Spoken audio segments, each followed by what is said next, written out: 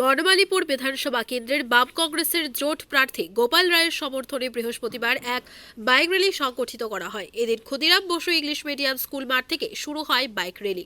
এরপর বিধানসভা কেন্দ্রের বিভিন্ন এলাকা পরিক্রমা করে বাইক র্যালিতে বাম কংগ্রেসের কর্মী ও নেতৃত্ব অংশ নেন। বিজেপিকে পরাজিত করাই 1 পয়েন্ট প্রোগ্রাম।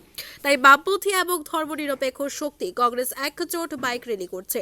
মানুষের মধ্যে স্বতঃস্ফূর্ততা রয়েছে বলে জানান বাম নেতা অমল চক্রবর্তী।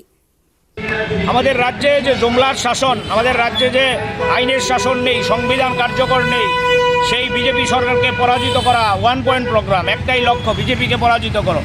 বিজেপিতে পরাজিত করার জন্যই আজকে আমরা বামপন্থীরা এবং ধর্মনিরপেক্ষ শক্তি কংগ্রেস একযোগে হাঁটছি, একযোগে আজকে বাইক র্যালি করব। আচ্ছা, আপনি তো বিভিন্ন জায়গায় ঘুরছেন আপনার বিধানসভা এলাকায়, কীরকম মনে হচ্ছে? দারুণ মানুষ দারুণভাবে নিয়েছে। মানুষ চাইছে বিজেপির পতন নিশ্চিত করতে। একটাই স্বপ্ন মানুষের, এই জুমলার সরকার আর না।